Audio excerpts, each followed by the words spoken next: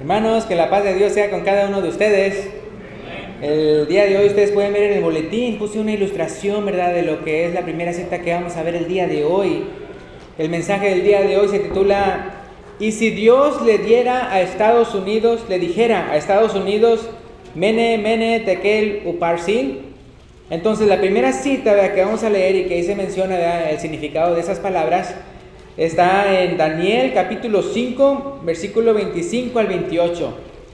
Daniel capítulo 5, versículo 25 al 28. Entonces lo que sucedió en ese entonces, la ilustración que puse ahí al principio del boletín viene siendo una ilustración de eso. Vea, la pregunta es, ¿verdad?, del tema del día de hoy: ¿y si Dios le dijera a Estados Unidos, Mene, Mene, Tekel, Uparsin? Entonces, si están ahí en Daniel capítulo 5, voy a explicar a qué se trata en este momento.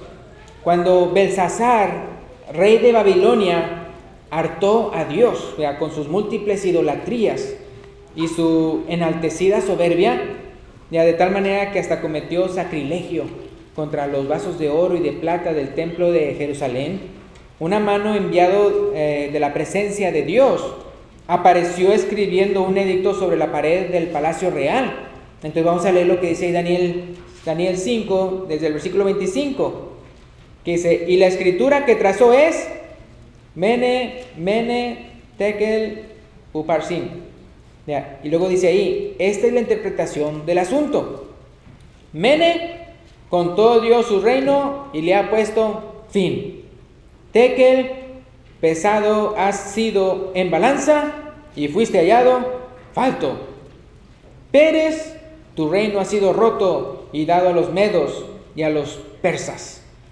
Ahora, quiero decirles, ya, si se fijan, una cosa es lo que escribió y otra cosa al final es lo que menciona el profeta. Es que se fijan cómo dice ahí que él define al final Pérez para la palabra Uparsin, si se fijan. O sea, los primeros dos, Mene, Mene o Tekel, ya lo menciona él. Mene contó Dios tu reino y le ha puesto fin. Tekel, pesado ha sido en balanza y fuiste hallado falto. Y luego dice Pérez. Bueno, déjenme explicarles. Pérez viene siendo Parsin en singular. O sea, Parsin es plural de Pérez. Y la palabra U, o la letra U, que dice Uparsin, la U significa Y. O sea, está juntando las palabras, es decir, contado, pesado y dividido, es lo que significan las palabras. Entonces, por eso dice Mene, contó Dios tu reino y le ha puesto fin. Y luego, y como es una balanza, es pone que está uno contando, una balanza es un peso contra otro peso. Y luego dice Tekel, que significa peso, pesado, que lo ha pesado en balanza. Y dividido, acuérdense, Pérez viene siendo división y Parsin significa divisiones. Entonces el hecho de, como dice ahí Pérez, tu reino ha sido roto, ¿verdad?, dividido, pum. De uno solo se ha hecho plural. Entonces por eso, si ven alguna diferencia, es por eso, ¿verdad? Entonces ya vemos lo que significan. Ahora, obviamente las palabras solamente significan contado, pesado y dividido. Pero obviamente, como él era profeta, él podía decir, ¿verdad?, qué es lo que Dios le estaba queriendo decir a él en esa situación, ¿verdad?, de juicio. Entonces, en aquel entonces Babilonia era un gran imperio. Un gran imperio. Estaba a la cabeza de todos los reinos del mundo. Pero una vez que Dios juzgó, como dice ahí Daniel 5, 30 y 31, dice: esa misma noche fue muerto Belsasar, rey de los caldeos, y Darío de Media tomó el reino. Entonces, se fijan, no hubo ni siquiera tiempo para el arrepentimiento. O sea, fue un edicto, esto va a pasar y así va a ser. O sea, no era un edicto para ver a ver si se arrepentía, sino era así va a ser. Y no hubo ni siquiera tiempo para el arrepentimiento. Ahora, entonces imagínate que Dios hiciera un edicto similar a los Estados Unidos de América. No un edicto, vea, como el que Jonás predicó a los de Nínive, en el cual tuvieron la oportunidad de arrepentirse, sino un edicto cuya sentencia fuera llevada a cabo inmediatamente. En la palabra de Dios ya tenemos ejemplos de juicios que Dios realizó contra naciones. Tenemos muchos ejemplos en la Biblia. En algunas de ellas, los siervos de Dios fueron rescatados, ya como en el caso de Lot, ya que fue rescatado de Sodoma y Gomorra. O como en el caso de los israelitas en Egipto, que fueron rescatados de Egipto. O como en el caso de Noé, cuando el mundo entero fue sentenciado por Dios y lo rescató a él. Pero también tenemos ejemplos donde Dios sentencia a naciones donde los siervos de Dios no son necesariamente rescatados, o por lo menos no de una manera así milagrosa, ¿no? En algunas ocasiones el Señor deja instrucciones de qué hacer para mitigar los daños, como cuando Jesús le da instrucciones a sus discípulos de huir a Jerusalén cuando vieran la sentencia de Dios sobre ella. ¿Se acuerdan? Que sucedió en el año 70. Entonces, ¿qué les digo? Mira, cuando vean que esto pasa, ¿qué dice? Huyan a los montes, no se regresen por su ropa. ¿Y quién sabe qué? Entonces les da instrucciones, pero no dice que los va a salvar de una manera así milagrosa y acá y todo eso, sino que corren por su vida. Así. Y luego, en cuanto a la persecución, mira, si los persiguen en una ciudad, huyan a la otra. Y nosotros sabemos cuántas persecuciones a través de la historia, a través de los siglos, ha sufrido la iglesia de Cristo, simplemente por ser cristianos. Las personas del mundo los persiguen, los matan, los echan a los leones, los prenden como una hoguera y todo tipo de cosas. Aún el día de hoy existen cristianos que están muriendo simplemente por su fe en Dios. Entonces, como les digo, a veces Dios los rescataba, a veces simplemente les daba instrucciones que hacían para librar su vida, y en otras ocasiones simplemente la persona que es el siervo de Dios necesita simplemente encomendarse a Dios. Encomendarse a Dios confiando que recibiremos la corona de la vida al final, en el día final. Ahora, ¿qué dice Lucas 12, 4 al 7? Lucas capítulo 12, 4 al 7. Lucas 12, 4 al 7. Dice así, Lucas 12, 4 al 7. Mas os digo, amigos míos, y le está hablando a sus discípulos, no temáis a los que matan el cuerpo y después nada más pueden hacer. Pero os enseñaré a quién debéis temer. Temed a aquel que después que ha quitado la vida, tiene poder de echar en el infierno. Sí, os digo, a este temed. ¿A quién se está refiriendo? A Dios. Dios es el juez de todos. Entonces no nada más te puede quitar la vida, sino también echarte en el lago de fuego. Entonces hay que tener un temor reverente a Él, así como Jesús lo tenía a su Padre, ¿verdad? Ese temor reverente. Entonces dice, no se venden 5 pajarillos por 2 cuartos. Otra vez le está diciendo todo esto, ¿verdad? Aquellos que tal vez temían de que, lo que le puede hacer el hombre. Dice, con todo, ni uno de ellos está olvidado delante de Dios. ¿De quién se está refiriendo? De 5 pajarillos por 2 cuartos. O sea, no vale nada desde el punto de vista humano, pero dice, Dios sabe de ellos. Dice, pues aún los cabellos, ya refiriéndose a nosotros los seres humanos, pues aún los cabellos de vuestra cabeza, que dice ahí, están todos contados. Hay otra parte en la Biblia que menciona que no perecerá en nada de eso. Y luego, ¿qué dice después? El siguiente versículo, no temáis, pues más valéis vosotros que muchos pajarillos. Ahora, tanto en este contexto como en el otro contexto que les mencionaba, que menciona que ni uno de ellos perecerá, o qué sé yo. Hay unos que piensan que simplemente se trata que Dios me va a proteger 100%, vea, y no importa cuántas cosas malas sucedan, a mí no me va a pasar ninguna y todo eso. No, sino que aquí, como le puse, cuando Dios juzga a una nación, a nosotros los cristianos nos puede rescatar enteritos aún de nuestras tumbas. ¿Sí me explico? Es decir, no es para que entonces entonces significa, ¿verdad?, que nada malo me va a pasar, ¿verdad? Si llega un ladrón o me da un balazo y todo eso, así como el Matrix, lo voy a hacer así para atrás y todo, sino que simplemente hasta cuando el ser humano te llegue a matar, por eso él en el contexto dice, no teman a los que pueden nada más matar al cuerpo y ya no puedes hacer. Dios sabe con qué cuerpo, vea, te fuiste a la tumba, y así te puede rescatar enterito. Mira, cada célula, cada átomo, no se pierde nada. Mira, Él es el Todopoderoso.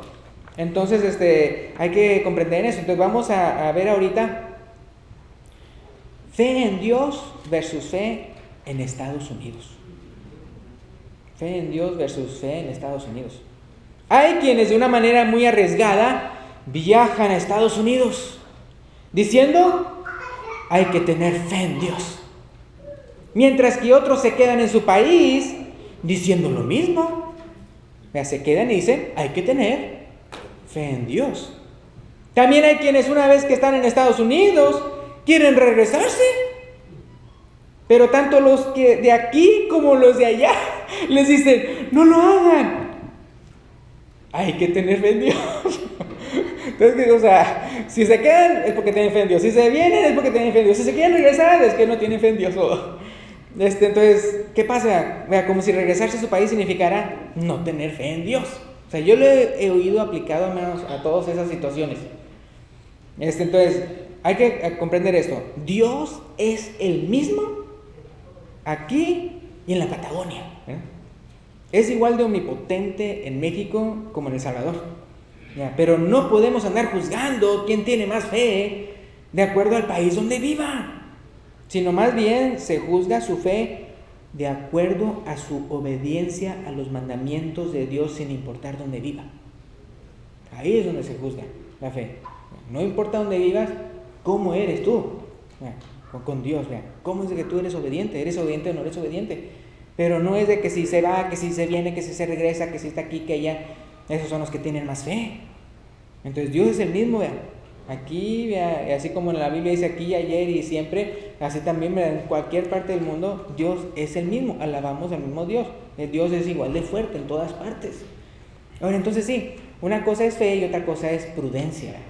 Otra cosa es prudencia. Está bien hacer las cosas por prudencia, pero no vaya a decirle que pues que fe, que no fe, que quién sabe que no. O sea, si la persona está actuando simplemente con prudencia, que Dios quiere que actuemos con prudencia, está bien. Pero no le podemos andar después diciendo que sí fe, que falta de fe. Hay quienes son bien fieles a Dios en su país. Bien fieles a Dios en su país. Y viajan a Estados Unidos diciendo que hay que tener fe en Dios. Pero cuando llegan, se vuelven pecadores. Viviendo una vida fraudulenta, viciosa, codiciosa, fornicaria y adúltera. ¿Dónde quedó la fe en Dios? ¿Dónde quedó la fe en Dios? De vivir como santos en su país a venir a vivir como pecadores en otro país. Mira, no tiene sentido. La salvación, ¿verdad, hermanos? La salvación es más importante que la vida. Digo, porque yo reconozco que si una persona quiere ir a otro país o a otro lugar, o qué sé yo, se quiere quedar donde está por prudencia para salvar su vida, o sea, me refiero física, si todo eso hace para salvar su vida física, ¿qué acaso no es más valiosa la vida espiritual? El hecho de ser salvo, sí. Entonces, si uno hace por aquí, para allá y todo eso, ¿verdad?, para salvar su vida física, ¿cómo no hacerlo, ¿verdad?, para salvar su vida espiritual? Entonces, eso es súper importante, hermanos. Tus acciones muestran si estás buscando la voluntad de Dios o si estás buscando el sueño americano. Hay quienes dicen tener fe en Dios, pero en realidad su fe está depositada en Estados Unidos. Me acuerdo cuando, aquí no lo tengo escrito, pero me acuerdo cuando una vez estábamos hablando de que aun y cuando las personas pueden tener mucha fe, le pueden pasar cosas malas, ya como le pasó a Job y muchos otros en la Biblia. Hebreos 11, los héroes de la fe. Y luego menciona que unos fueron aserrados, y otros fueron muertos, y otros fueron esto y aquello. Después de que dice cosas lindas, de repente dice las crueles realidades de otros. Y son de los héroes de la fe. Y entonces había quien argumentaba y decía, no, yo creo que las cosas malas que me pasan es por falta de fe. Y entonces, entonces si a esta persona le pasó esto es por falta de fe. Entonces yo le decía, ¿y qué de los son entonces los de Hebreos 11? Es que no tenían fe. Y yo, ¿cómo es posible? Y entonces argumentaba de esa manera. Entonces decía, por ejemplo, para ella dar a entender que tenía fe, decía, por ejemplo, yo a veces está sin llave la puerta, o la reja está sin llave. Y así como diciendo, mira, pues cómo Dios me protege, porque aunque tenga abierta está. Y luego, y si viene alguien, de repente luego ladran los perros. ¿En quién tenía fe? ¿En Dios o en los perros? Los perros. Y fíjense, entonces a veces dicen que tienen fe en Dios y realmente tienen fe en otra cosa. Entonces, como les digo, hay quienes dicen tener fe en Dios, pero en realidad su fe está depositada en Estados Unidos. Entonces tenemos que autoexaminarnos, hermanos. Y no lo digo, fíjense, no lo digo nada más por los que viven en Estados Unidos, sino también por los que sienten más fe en Dios, porque tienen un pariente viviendo en Estados Unidos. ¿Sí? Que no se ha notado, ¿verdad?, que de repente las personas que tienen un pariente en Estados Unidos, me refiero que no viven aquí, como que tienen más fe. que aquellos que no tienen, que no tienen pariente. No, hay que tener fe en Dios. O si tú tienes pariente en Estados Unidos, yo no. Entonces piensan, yo tengo fe en Dios, pero lo que dicen, pero lo dicen porque esperan recibir dólares de los Estados Unidos. Por eso mi pregunta es, ¿y si Dios le dijera a Estados Unidos, Mene, Mene, Tekel, Uparsin? ¿Qué haríamos nosotros si Dios juzgara a los Estados Unidos de una manera jamás antes vista? No sé, ¿qué haríamos? El que contesta esa pregunta diciendo, no, eso nunca va a pasar. Estados Unidos es demasiado fuerte para dejarse derribar. Una de dos cosas. O esa persona tiene una fe ciega en Estados Unidos, o ignora la cantidad de veces que Dios ha juzgado y desmenuzado imperios fuertísimos a través de la historia. Desde el imperio de Babilonia, que era el más grande de todos, Dios se lo reveló a Daniel cuando le dijo a Nabucodonosor, tú eres la cabeza, o sea, tú eres el más excelentísimo de todos, los reinos que van a venir después de ti no se comparan, obviamente, excepto el reino de Dios. Pero hablando de los humanos, desde el imperio de Babilonia lo destruyó hasta el imperio romano, desde el imperio otomano hasta el imperio azteca, y hay así de imperios que han existido sobre la tierra y de repente de una u otra manera desaparecen. Mira, si Dios ha quebrantado todos los imperios, ¿qué no le puede hacer a Estados Unidos?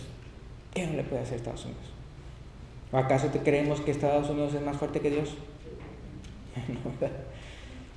Por un lado, creo que Dios ha bendecido a Estados Unidos porque ha sido de bendición al pueblo de Dios a través de los años y ha sido un instrumento útil en la expansión del Evangelio de nuestro Señor Jesucristo, enviando misioneros por todo el mundo. Yo creo que es una de las maneras en las cuales uno puede darse cuenta cómo es que Dios ha bendecido este lugar, porque ha sido un instrumento útil en las manos de Dios para enviar el mensaje de salvación a otras partes. Génesis 12:3, Dios le dijo a Abraham, bendeciré a los que te bendijeren y a los que te maldijeren maldeciré, y serán benditas en ti todas las familias de la tierra. Bendeciré a los que te bendijeren y a los que te maldijeren maldeciré. Es una promesa que Dios le hizo a Abraham y era de Abraham y su descendencia. ¿Y se acuerdan cómo dice que los que somos de la fe de Jesús somos hijos de Abraham también? ¿Se acuerdan que dice ahí las escrituras?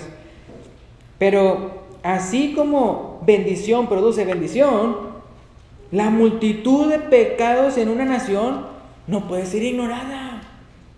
No puede ser ignorada la multitud de una nación, de los pecados en una nación. ¿Qué dice Gálatas 6:7? A ver si lo saben uno de memoria. Gálatas 6:7 dice, no os engañéis. ¿Qué dice ahí? ¿Qué sigue después de eso? Dios no puede ser burlado. Pues todo lo que el hombre sembrare, eso también segará. Y te guste o no te guste, aquí en la tierra hasta los inocentes la llevan. El terremoto de Haití, el huracán Katrina, los tornados de Joplin, a todos les afectó. A cristianos y a no cristianos. La Primera y Segunda Guerra Mundial, la Gran Depresión, a todos les afectó. A cristianos y a no cristianos. Me refiero, les afectó físicamente hablando, materialmente hablando. La violencia en nuestros propios países, ¿ok? No nos vamos tan lejos. La violencia en nuestros propios países y la devaluación de la moneda, a todos nos afecta. A cristianos y a no cristianos. Y a no tenemos inspiración divina para declarar que esas cosas sucedieron por el dedo de Dios. Esas cosas en la actualidad. Pero tampoco ignoramos que esas cosas suceden por la misma corrupción y maldad del hombre. Bueno, cuando pasan esas cosas malas no es por nada, sino que también están cosechando lo que están sembrando y todos la llevamos. En la Biblia vemos que Dios usa tanto la naturaleza como también enfermedades, plagas, y como ejércitos extranjeros para frenar, corregir o castigar a naciones enteras. O sea, esos son ejemplos que vemos en la palabra de Dios, de las diferentes maneras en que llegó a hacer eso a diferentes naciones en el mundo. Ahora vamos a poner, veamos en cuanto a cómo hay que ver cómo está nuestra fe dentro de todo esto. Acuérdense, ya dijimos, Dios puede hacer eso, así como lo hizo así en Babilonia, así también aquí en Estados Unidos. Puede pensar en balanza Estados Unidos y sabes que ya fue mucho. Y órale. O también ya vimos que como si nuestra fe está fundada en Dios o si en realidad está fundada en Estados Unidos. Y vemos que como ya Estados Unidos no es más fuerte que Dios. Entonces, hablando de nuestra fe, cuando el cristiano se encuentra en una situación muy difícil de soportar sin haber sido el causante, debemos tomarlo como una prueba de fe. Acuérdense, Santiago 1, 2 al 4. Santiago capítulo 1, versículo 2 al 4. Hay otras citas que hablan también acerca de eso, pero la prueba de fuego, ¿verdad? Y todas esas cosas así. Pero aquí vamos a ver Santiago 1, 2 al 4. Hermanos míos, tened por sumo gozo cuando os halléis en diversas pruebas. Sumo gozo cuando os halléis en diversas pruebas. Sabiendo que ¿y cómo le llama? La prueba de vuestra fe produce paciencia. Mas tenga la paciencia su obra completa, para que seáis perfectos y cabales, sin que os falte cosa alguna, ¿verdad? Si Dios decide retirar toda su protección divina sobre Estados Unidos, si Él decide ya no voy a protegerlo, ya mi divina protección está fuera, ahí se verá en serio si nuestra fe estaba depositada en Dios o estaba depositada en Estados Unidos, en el sentido de cómo vamos a reaccionar ante esos casos. ¿Cuántos países no hay alrededor del mundo que han caído por su propio peso? ¿Cuántos países? Por haber abandonado el camino de Dios. ¿Y por qué sería imposible que le pasara lo mismo a Estados Unidos? ¿Por qué sería imposible eso? Imagínate que se devaluara el dólar. ¿Cuánto se ha devaluado la moneda en sus países? Yo me acuerdo cuando antes teníamos, por ejemplo, un billete de 1,000 pesos. Y era algo así lo que valía el dólar, 1,000 pesos. Y luego Salinas de Gortari le quitó 3 ceros al peso. Entonces teníamos un billete de 1,000 pesos y por otro lado teníamos una moneda que se llamaba un nuevo peso. Y así por tantos años decía, era el signo de pesos y 1, pero decía un N. Entonces imagínense en esa transición, de que tenías, por ejemplo, un billete de 20,000 y ahora era 20. Entonces, más o menos fue que el dólar entonces casi quedó como un peso. Pero pues realmente eran 1,000 pesos, ¿no? Y los precios pues quedaron igual, o sea, cada vez subieron más, la devaluación y todo fue peor. Y luego ya después, ya por buen tiempo llegó hasta los 10 pesos, los nuevos pesos, ¿no? Ya después le quitaron la N, ¿no? Para que quede como un peso. Y luego ya después de eso, que ya vimos que de repente que 15, que 16, que 17, que 18, que 19, decían que hasta había llegado como hasta los $20, 20 pesos el dólar. Entonces, y así hay muchos otros países, no sé si han visto esas devaluaciones, que hasta llevan una carretilla literalmente llena de billetes, porque está tan devaluado su moneda, que hasta tiene así billetes de 1,000,000 y así cosas así, y tienen toda la carretilla llena de billetes para poder comprar una cosita. Entonces todo eso pasa por todo el mundo. Ahora imagínense cuando eso pase aquí. Ya todo lo que usted tenga ahí en el banco no sirve de nada. O lo que tiene bajo la almohada. Entonces imagínate que se evaluara el dólar, porque fíjense, el resto del mundo, esto es verdad, el resto del mundo primermundista ya no confía en el valor del dólar. El dólar en sí no tiene valor, según lo que uno compre, ese es el valor, es una nota de deuda, realmente el dólar. Esos países están abandonando el dólar cada vez más, y hasta los multimillonarios están haciendo lo mismo. Cada vez más, cuando hacen sus transacciones y todo eso, están haciendo a un lado el dólar. porque ya se las huelen que va a tronar.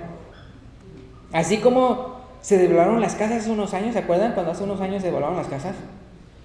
Yo me acuerdo cuando unas por las casas por ahí estaban como a 300 o más, y de repente las dejaron a 177 o algo así. Entonces, así como se devaluaron las casas hace unos años, así le puede pasar al dólar, que muchos idolatran. Ahora, ¿cuántos han escuchado la cantidad de enemigos que Estados Unidos se ha creado alrededor del mundo? ¿O Estados Unidos no tiene enemigos? Todos son amigos, ya. Todo el mundo ama a Estados Unidos, ya. No prenden fuego a las banderas, ya. No le tratan de hacer nada a los americanos. Ya. Unos están queriendo producir armas nucleares y tirárselas a Estados Unidos. Otros que ya tienen bombas nucleares están probando misiles para ver que lleguen hasta América. Como ese loco que está por allá. Si son dictadores. Mientras que otros se mueren, literalmente se mueren con tal de asesinar a gringos. Luego se suicidan. Ahora, ¿y eso va en aumento o va cada vez menos? Cada vez más. ¿Has escuchado de los hackers? Los expertos dicen que pueden dejar al país sin electricidad por meses. O sea, cuando ellos lo decidan, es que haz de cuenta que todas las cosas que controlan todas las utilidades, los servicios de aquí de Estados Unidos y de todo el mundo, utilizan un sistema bien sencillito de apagado y prendido. Y dicen, y todos ya están hackeados. Entonces, el momento en que ellos quieran, pueden decirle off. Y tum.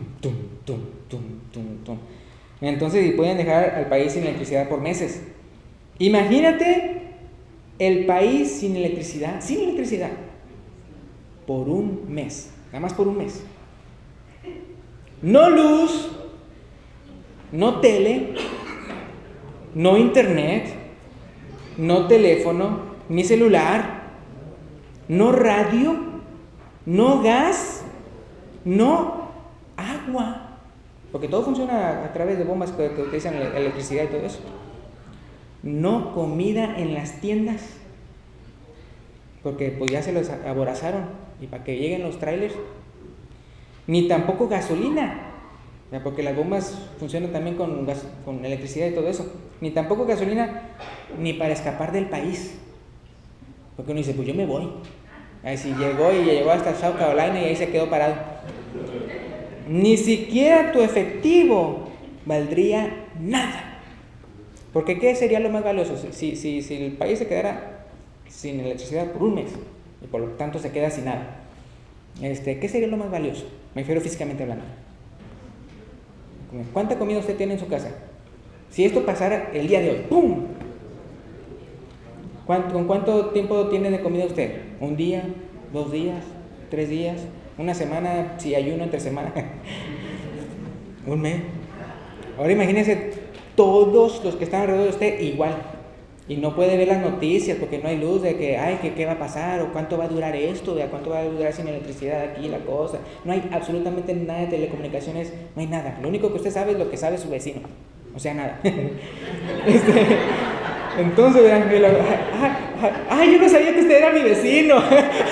Ay, gracias. Entonces, pero imagínense en serio, porque que puede pasar, o sea, dicen literalmente, realmente sí puede pasar. Dicen, no es de que se sepa si va a pasar o no va a pasar, sino cuándo. Entonces, aunque no creas que estas cosas pueden suceder, no puedes negar que es realmente lamentable cómo nos hemos hecho completamente dependientes del mundo moderno.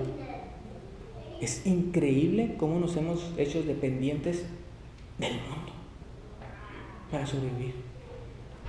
Y cuántas cosas que poseemos no valen nada a la hora de una verdadera crisis.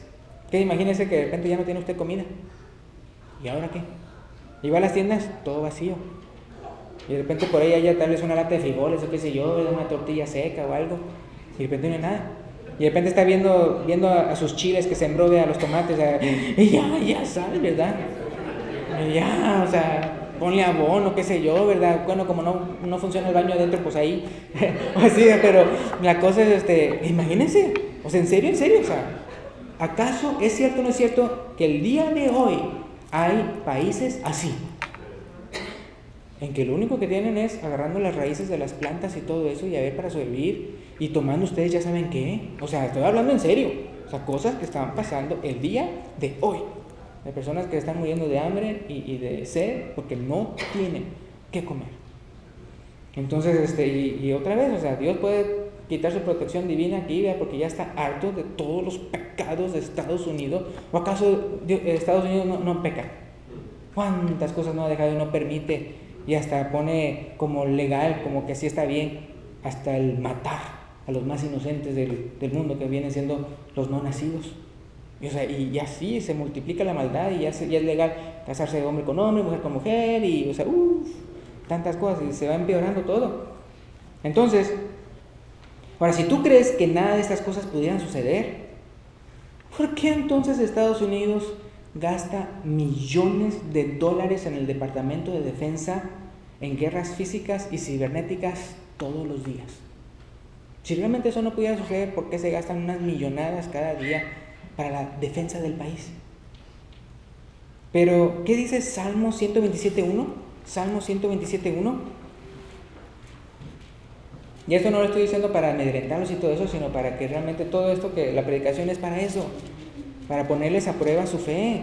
Si realmente tienen fe en Dios, o es en el dólar, o es en Estados Unidos.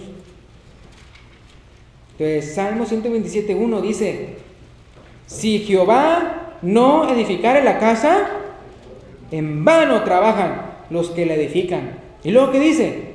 Si Jehová no guardare la ciudad, en vano vela la guardia. Bien fácil, bien fácil. Cualquier loco de repente puede mandar ahí una bomba nuclear y todo eso, y uno dice, acá tenemos toda la defensa, y de repente no funciona. Y clic, clic, clic, clic, clic, clic, clic, no funciona. Y el presidente ahí desesperado, y número A, y número E, y número 1, y número A, ya me equivoqué otra vez, y ¡pum! Vea, ya. O uno, como dicen esas bombas que llaman bombas sucias, en que una persona realmente tiene la cosa radioactiva en su maletita y anda irradiando a todo el mundo de cosas. Ahora, tal vez algún día Dios ponga en una balanza a Estados Unidos y le cobre sus faltas. Antes de continuar, les quería decir, hay dos interpretaciones de lo que les voy a decir. Dicen, ¿por qué Estados Unidos no se menciona en la Biblia, ni siquiera en cuanto a los acontecimientos futuros? Hay dos interpretaciones. Uno dicen que sí se menciona, pero no le da nada, no le va nada bien. O sea, lo interpretan, obviamente no dice Estados Unidos de América ni nada de eso, pero pone una cita y dicen, esto es Estados Unidos, y le va pero como en feria, a la hora que Dios hace juicio. Y hay otros que dicen, no, es que no se menciona, porque para cuando Jesús venga, ya Estados Unidos no va a ser una superpotencia. O sea, ya no va a existir como existe el día de hoy. Tal vez desbaratado, qué sé yo, o algo así, ¿verdad? Que es lo que los enemigos tratan de hacer. Dicen, no que no exista Estados Unidos, va a seguir existiendo, pero ya no va a ser la superpotencia que siempre ha sido. Entonces uno dice, la cosa es de que cualquiera de las dos interpretaciones que usted quiera nos va mal. Me refiero a Estados Unidos. Entonces, vea, si eso pasa, que Dios lo pone en balanza y algo malo sucede, pero de lo peor, debemos estar preparados. Debemos estar preparados. Que si nos rescata, que si no nos rescata, que si es cuando Jesús viene y nos arrebata, ¿verdad? La cosa es que tenemos que estar preparados. Preparados me refiero en cuanto a nuestra fe. Nuestra fe en Dios. Nuestra fe en Dios. Otra vez, porque cuántas personas no tienen crisis, pero individuales. Y de repente se nota que en quién tienen fe. Eran en sus cosas materiales. Ya perdí todo. Y hasta se suicidan. O sea, que a ti no tenían para nada fe en Dios. Entonces, ahora imagínense de una manera masiva. Entonces, ¿cómo hay que prepararnos? Primero, examina todos los días que tu fe esté depositada en el Señor Jesús. Encomiéndate a Él. Que Él haga con tu vida lo que Él quiera. Y que tú siempre vas a ser fiel a Él, independientemente de lo que te pase a ti. Y entonces, que tu fe esté depositada en el Señor Jesús y no en tus dólares. O no porque vives en Estados Unidos. O porque tienes un pariente en Estados Unidos. Mateo 6:33 No dice, busca primero el reino estadounidense y sus dólares, y el sueño americano vendrá por añadidura. No dice eso, aunque muchos vivan así. No dice, busca primero el reino estadounidense y sus dólares, y el sueño americano vendrá por añadidura. No dice eso. Entonces no vivamos de esa manera. Sino que dice, Mateo 6:33, mas buscad que primeramente el reino de Dios y su justicia, y todas estas cosas os serán añadidas. Y este texto aplica en cualquier país donde vivas. Aplica en cualquier país donde vivas. Y para terminar, voy a leer Eclesiastés 12:13. Eclesiastés 12:13. ¿Dónde está Eclesiastés? Pues ahí en sus páginas, las páginas blancas de su Biblia. Me van a decir, no, yo nada más uso botones ahora. Eclesiastés 12:13. Eclesiastés 12:13. El fin de todo el discurso oído es este: teme a Dios y guarda sus mandamientos, porque esto es el todo del hombre. Esto es el todo del hombre. Entonces, si quieres depositar tu fe solo en Jesús, bienvenido a la iglesia de Cristo. Entonces, si hay alguien aquí, ¿verdad?, que todavía no se ha convertido, todavía no se ha bautizado, y quiere bautizarse el día de hoy y ser parte de la familia de Dios, porque eso sí les quiero decir. Si llega el juicio de Dios, me refiero al juicio de Dios en el cual Dios rescata a su iglesia y usted no es parte de la iglesia, usted no se va a ir con la iglesia. Usted se va a quedar aquí a sufrir todo. Y lo peor de todo, hasta la condenación eterna. Pero hoy es el día de salvación. Hoy es cuando sí puede decidir yo quiero ser parte del cuerpo de Cristo. Yo quiero ser parte de quienes van a ser la novia de Cristo. Vamos a casarnos en las bodas del Cordero. Yo quiero ser. Y si usted no es miembro y usted quiere hacerlo, puede pasar al frente, ¿verdad?, para ya sea bautizarse, ¿verdad?, o si es una persona que se alejó y quiere regresar reconciliada, también puede hacerlo. Gracias y Dios les bendiga.